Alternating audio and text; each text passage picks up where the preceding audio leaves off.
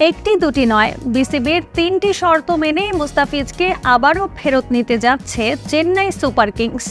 বিসিবির কাছে রীতিমতো মাথা নত করে ফিজকে আইপিএলে ফেরাচ্ছে চেন্নাই। আগামীকাল বিশ্বকাপ দল ঘোষণার সময় আসতে পারে মুস্তাফিজের আইপিএল খেলা নিয়ে নতুন সিদ্ধান্ত। এবারের আইপিএলে দারুণ বোলিং করে রীতিমতো তারকা বনে গেছেন মুস্তাফিজ। দেশ বিদেশের বড় বড় মহাতারকা ক্রিকেটাররা প্রশংসায় ভাসিয়েছে মুস্তাফিজকে। মুস্তাফিজের আইপিএল ছেড়ে দেশে চলে আসাটাও সহজে মানতে পারছিলেন না সমর্থকরা। এদিকে মুস্তাফিজকে দলে পেতে কয়েক দফা চেষ্টা করেও ব্যর্থ হয়েছে চেন্নাই।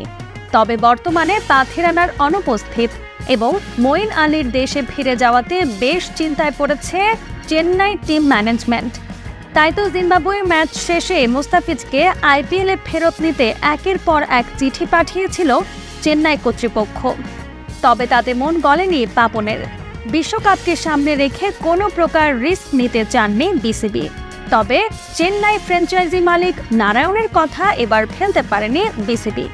জানা যায়, নতুন করে মুস্তাফিজকে আইপিএলে নেওয়ার প্রস্তাবে বিসিবি ৩টি শর্ত জুড়ে দেন চেন্নাই মালিককে। যে শর্তগুলো হচ্ছে, মুস্তাফিজ শুধুমাত্র প্লে অফের ম্যাচগুলো খেলবে, তাকে দিয়ে অনুশীলন করানো যাবে না, খুব বেশি প্রয়োজন না হলে প্রতি ম্যাচে 3টি করে ওভার করাতে হবে। বিসিবির এমন শর্তের পরেও মুস্তাফিজকে দলে নেওয়ার আগ্রহ কমেনি দলটির।